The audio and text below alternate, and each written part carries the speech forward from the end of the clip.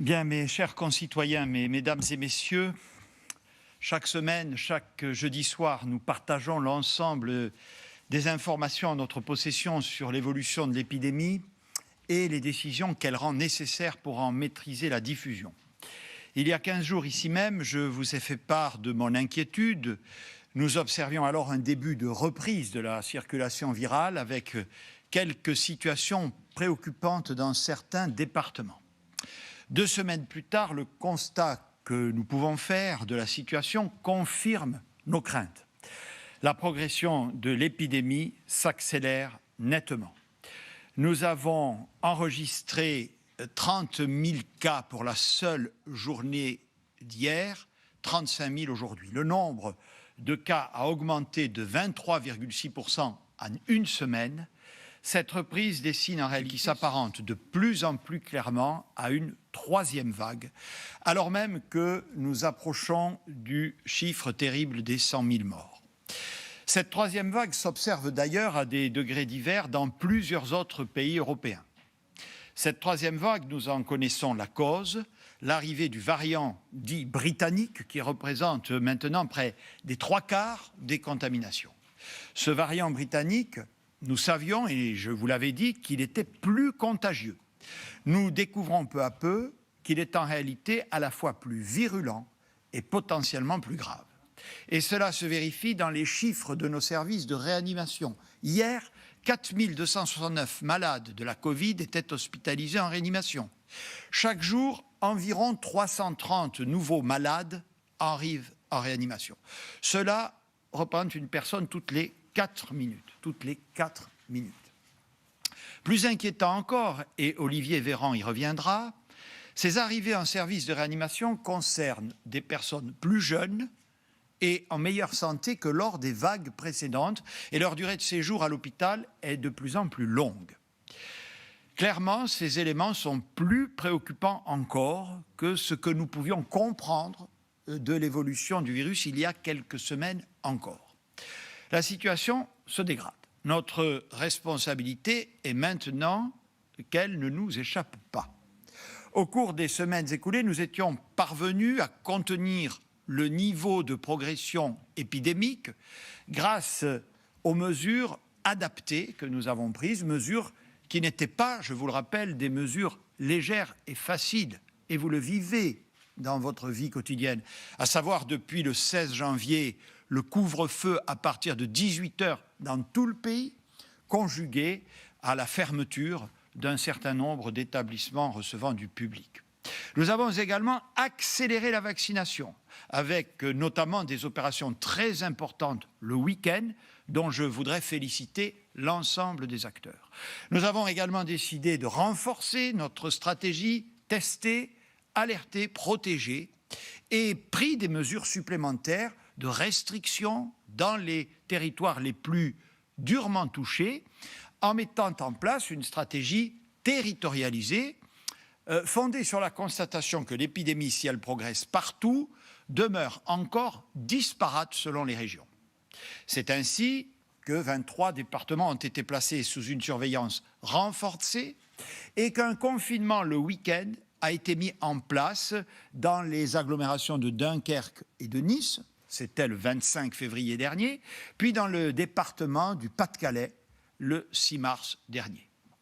Ces décisions ont été prises sur la base de critères sanitaires, un taux d'incidence, de contamination au-dessus de 400 cas pour 100 000 habitants, une pression hospitalière dans ces territoires atteignant déjà la cote d'alerte et une dynamique laissant entrevoir une nette dégradation si rien n'était fait pour l'enrayer.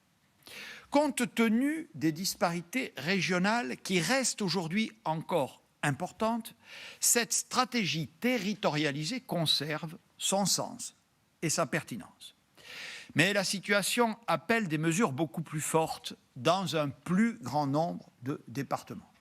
Au cours des tout derniers jours, 2 régions ont franchi ou s'apprêtent à franchir ces seuils, l'Île-de-France et les Hauts-de-France. En Île-de-France, l'incidence est aujourd'hui de 446, ce qui représente une hausse très forte de plus de 23% en une semaine.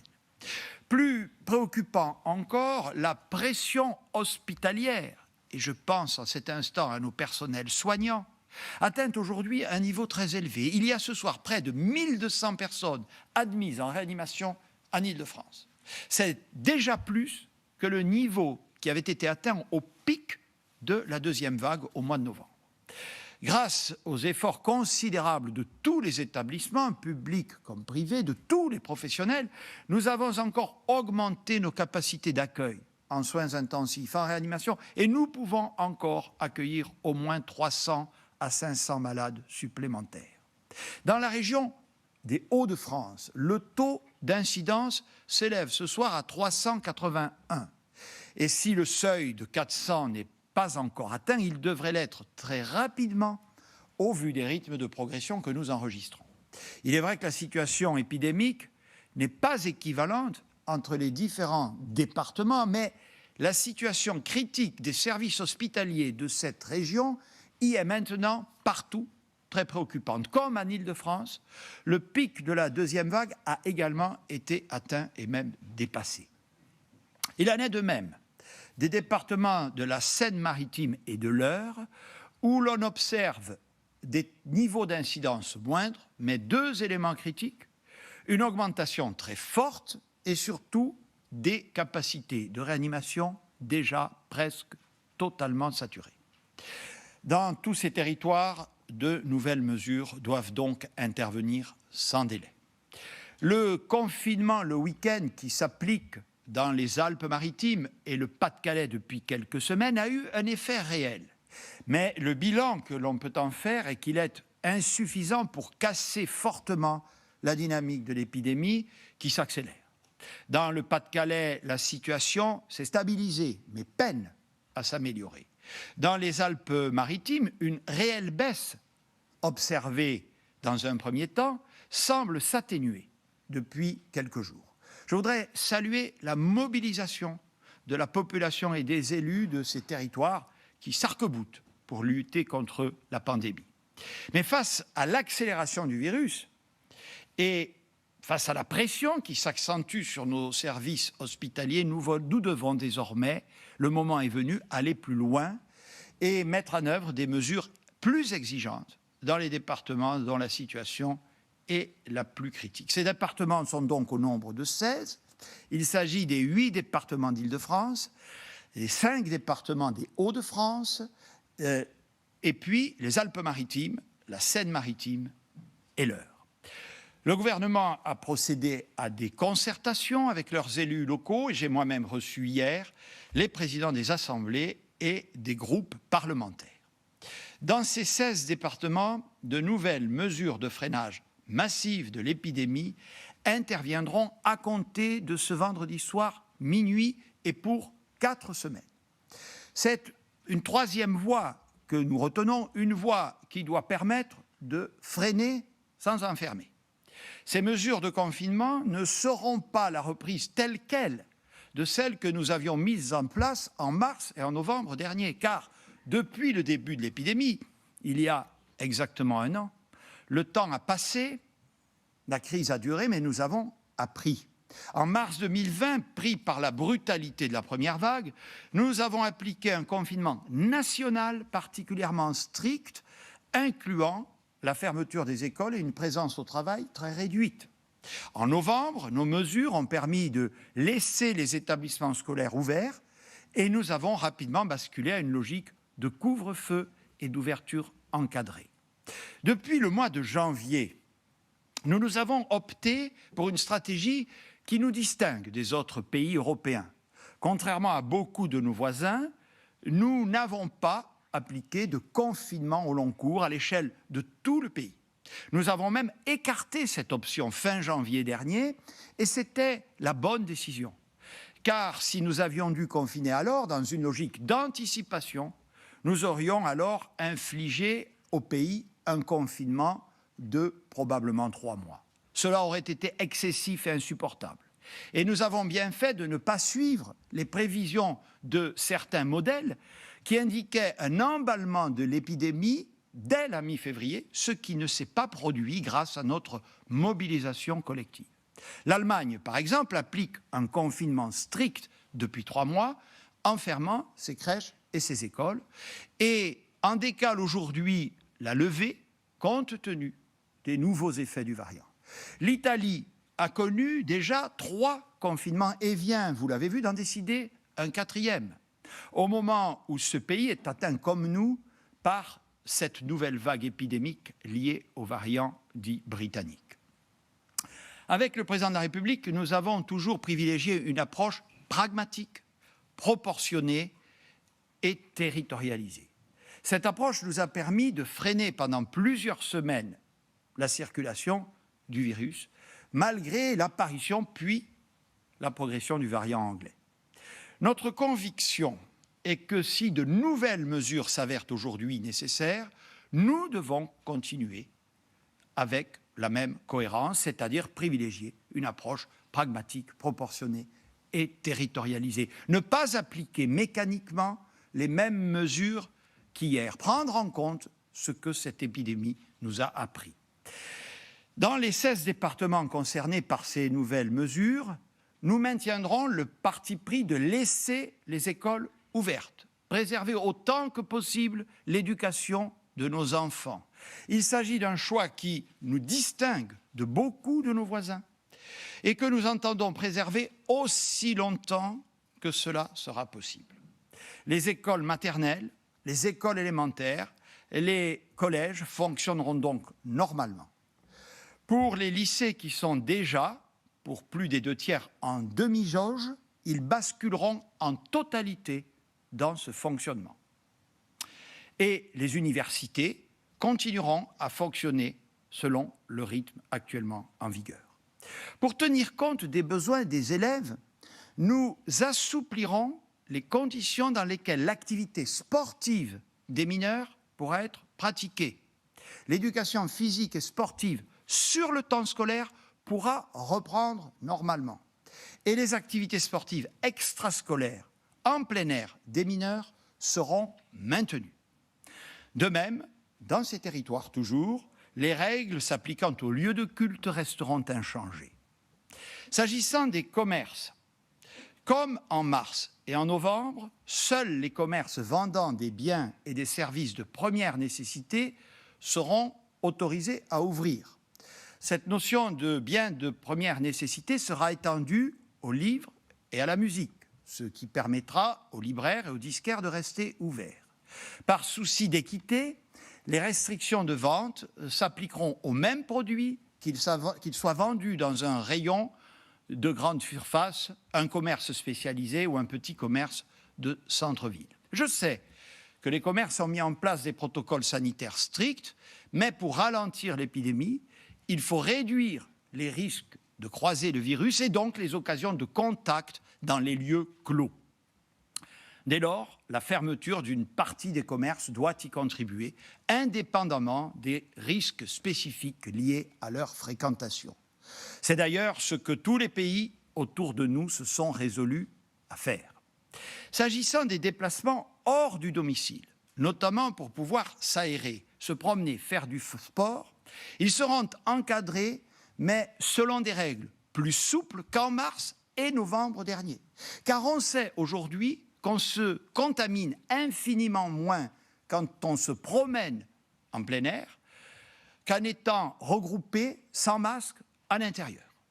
Je sais également ce qu'est l'aspiration profonde de beaucoup d'entre vous de pouvoir profiter des espaces extérieurs alors que la crise dure depuis maintenant une année et que nous avançons vers le printemps. Concrètement, il sera possible de sortir de chez soi pour se promener, s'aérer ou faire du sport en journée, sans aucune limitation de durée, mais avec une attestation et à la condition de rester dans un rayon limité à 10 km autour de chez soi.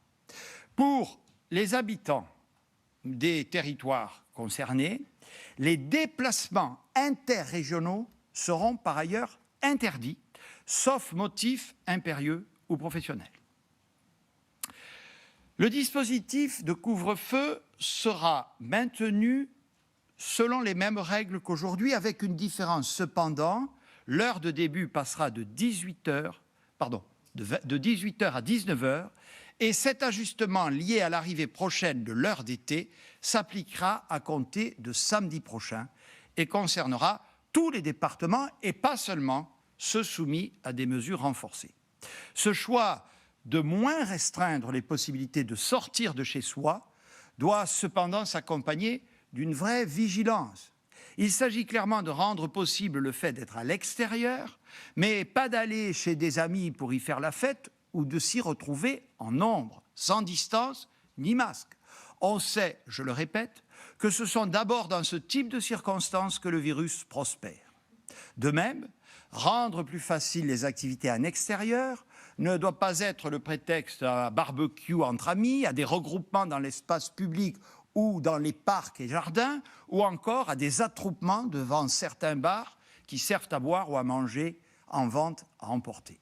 Des consignes strictes seront passées au préfet pour interdire la fréquentation de certains espaces publics ou même les manifestations et regroupements quand leurs conditions d'organisation créent un vrai risque sanitaire.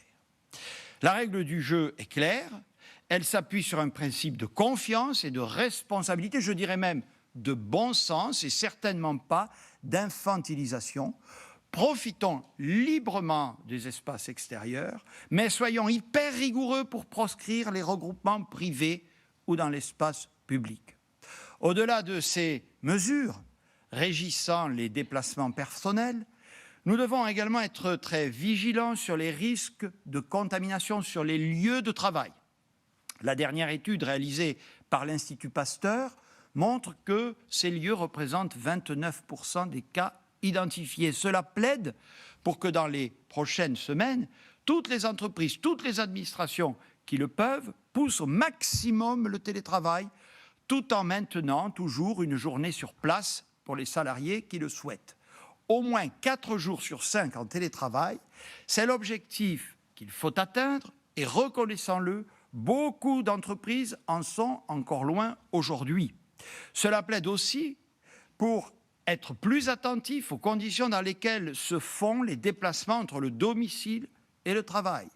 L'étude Pasteur que j'évoquais tout à l'heure montre que la fréquentation des transports en commun serait moins à risque que le covoiturage. Pour une raison simple, le port du masque est bien mieux respecté dans les métros et les trains que dans les véhicules personnels. Il ne s'agit pas d'interdire le covoiturage, ce serait totalement excessif, mais je veux rappeler à tous ceux qui le pratiquent l'absolue nécessité de respecter les gestes barrières. Cela plaide enfin pour que les salariés qui ont le moindre symptôme de la maladie ne se rendent pas au travail.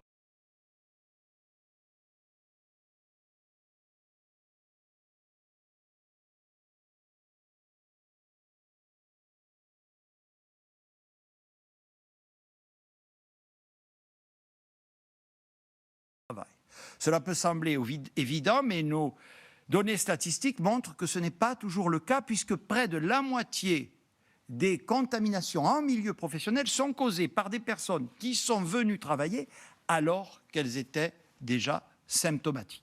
De même, nous savons que le moment des repas sur les lieux de travail est forcément une source de risque. J'ai donc demandé à la ministre du Travail et à la ministre de la Fonction publique d'établir d'ici le début de la semaine prochaine, après concertation avec les partenaires sociaux, un protocole significativement renforcé pour la restauration collective en entreprise. Les mesures que je vous annonce se traduiront dans les départements concernés toute la semaine, j'en ai bien conscience, par des contraintes supplémentaires pour nos concitoyens vivant dans ces départements. Ce ne sont pas de bonnes nouvelles et je sais la lassitude qui est la vôtre face à cette succession de mesures qui, à l'image du virus lui-même, vont et viennent, évoluent et s'adaptent à mesure que la crise dure. Ces mesures, je les crois absolument indispensables et équilibrées. Elles visent à freiner le virus sans nous enfermer. Le virus a accéléré depuis maintenant 15 jours. La pression sur les services hospitaliers s'est accentuée depuis une bonne semaine. Le moment est venu d'en tirer les conséquences. Ça signifie que ces mesures que nous prenons aujourd'hui dans les régions les plus impactées pourront être étendues, si nécessaire, à d'autres parties du territoire. Cela signifie que les mesures que nous prenons aujourd'hui ont vocation à s'appliquer au moins les 4 prochaines semaines, car c'est le temps nécessaire pour qu'elles produisent un effet suffisant, sauf si, bien entendu, des résultats positifs significatifs étaient constatés dans l'intervalle. C'est aussi le temps qu'il nous faut par ailleurs pour atteindre un premier palier très important, mi-avril, dans la vaccination des plus vulnérables. Pendant un an, nous avons lutté contre le virus par des mesures de restriction. L'enjeu des prochaines semaines, c'est de réduire ces mesures de restriction et de revenir progressivement à une vie normale à mesure que nous vaccinerons de plus en plus de nos concitoyens. Car c'est bien la campagne de vaccination qui va nous permettre de sortir de cette crise. Cette campagne progresse et s'accélère fortement. Nous avons ce soir près de 5,7 millions de personnes qui ont été vaccinées en première injection. Nous avons atteint un rythme de vaccination quotidienne parmi les plus élevés de l'Union européenne. J'insiste aussi et encore sur le fait qu'avec notre stratégie de priorisation, nous vaccinons les bonnes personnes, c'est-à-dire les personnes les plus fragiles. Nous avons par exemple quasiment terminé la vaccination des résidents des EHPAD, qui représentent 1% de la population française, mais 30% des décès dus à la Covid.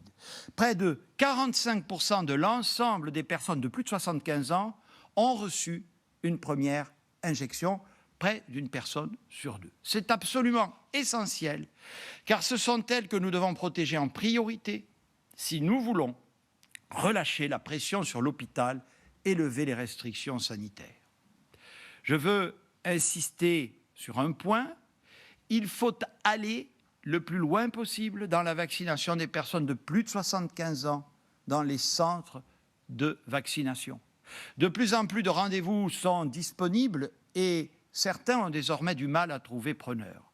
Je vous engage très fortement à vous inscrire avant que nous n'ouvrions la vaccination aux personnes plus jeunes, ce que je souhaite faire assez désormais. La progression de notre campagne, vous le savez, a été retardée du fait de la décision que nous avons prise lundi avec le président de la République de suspendre l'utilisation du vaccin AstraZeneca dans l'attente de l'avis de l'Agence européenne du médicament. Cette décision a été prise à titre de précaution en France comme dans beaucoup d'autres pays européens. Et quand bien même nous avions recensé un nombre très limité de cas suspects dans notre pays. Cette suspension de quelques jours devait ainsi permettre aux autorités scientifiques européennes d'examiner les cas suspects et de rendre un avis sur les conditions d'utilisation de ce vaccin. C'est une démarche prudente, certes, mais indispensable en termes de confiance et de transparence. L'Agence européenne du médicament vient, il y a quelques minutes, de rendre l'avis que nous attendions. Il confirme que le vaccin AstraZeneca est un vaccin qui est non seulement très efficace pour lutter contre l'apparition de formes graves de la maladie, mais aussi un vaccin sûr, sans danger. Pour être plus précis, le vaccin AstraZeneca n'est pas associé à une augmentation du risque global de caillots sanguins chez les sujets qui le reçoivent. De même, contrairement aux suspicions qui ont pu avoir cours, il n'y a aucune preuve d'un problème lié à des lots spécifiques du vaccin ou à des sites de fabrication particuliers. Ce que signale l'Agence européenne du médicament, ce sont des effets secondaires extrêmement rares, liés à un faible taux de plaquettes sanguines et apparaissant chez des personnes majoritairement âgées de moins de 55 ans. Mais, je le répète, l'agence dit très clairement que l'efficacité démontrée du vaccin AstraZeneca dans la prévention des hospitalisations et des décès liés au Covid l'emporte très largement sur la probabilité extrêmement faible de développer des effets secondaires. Dès demain matin, la Haute Autorité de Santé française, qui est chargée dans notre pays de formuler les indications de tel ou tel vaccin, actualisera sa recommandation s'agissant du vaccin AstraZeneca afin que nous puissions reprendre immédiatement, dans la foulée, dès demain après-midi, la campagne de vaccination. Et comme je l'ai déjà indiqué, je me ferai moi-même vacciner demain après-midi avec ce vaccin pour montrer que nous pouvons avoir toute confiance. Je veux en profiter précisément pour dire toute ma confiance et tout mon soutien aux professionnels de santé de ville, médecins comme pharmaciens qui pourront reprendre la vaccination dès demain après-midi et que je remercie pour leur engagement sans faille dans la course de vitesse que nous menons. Grâce à cela et aux livraisons qui arrivent, nous tiendrons les objectifs que nous nous sommes fixés. Je l'ai dit, 3 chiffres, 10, 20, 30. 10, nous voulons avoir vacciné dès la mi-avril au moins 10 millions de personnes, soit la quasi-totalité des personnes vulnérables volontaires aujourd'hui éligibles à la vaccination, c'est-à-dire toutes les plus de 75 ans et parmi les personnes de plus de 50 ans, celles qui présentent un risque face à la maladie. 20, nous voulons avoir vacciné d'ici mi-mai au moins 20 millions de personnes, soit la totalité de la population volontaire de plus de 50 ans. Et 30, nous voulons avoir vacciné d'ici mai-juin 30 millions de personnes, soit les 2 tiers de la population de plus de 18 ans volontaires. Concrètement, cela veut dire que ceux qui ne sont pas encore éligibles à la vaccination vont bientôt pouvoir y accéder. Les personnes de plus de 65 ans qui ne présentent pas de comorbidité pourront ainsi se faire vacciner à partir de la mi-avril. Pour les adultes de plus de 50 ans, la vaccination sera ouverte à partir de la mi-mai. La progression des livraisons va nous permettre de tenir ces objectifs, d'autant que nous recevrons à partir de la mi-avril les doses d'un nouveau vaccin, Janssen, Johnson & Johnson, qui a été autorisé en Europe et en France. Et l'organisation que nous avons mise en place va nous permettre de répartir toutes ces doses sur le territoire national et de les utiliser le plus rapidement possible. Nous avons sonné la mobilisation générale pour que nous allions encore plus vite, pour multiplier les points de vaccination, pour vacciner sans relâche tous les jours de la semaine, y compris le week-end. Vous pouvez désormais vous faire vacciner chez votre médecin ou votre pharmacien. Vous pouvez aussi vous rendre dans un centre de vaccination. Il y en a déjà environ 1500 en France. Et nous allons en créer davantage avec les maires et les élus locaux que je remercie une nouvelle fois pour leur engagement. Grâce à la mobilisation admirable des hôpitaux, des médecins de ville, des pharmaciens, des pompiers et de tous ces acteurs que je croise à chaque fois que je me déplace sur le terrain, nous mettrons tout en œuvre pour gagner cette course contre la montre et nous allons y arriver. Je demande maintenant à Monsieur le ministre des Solidarités et de la Santé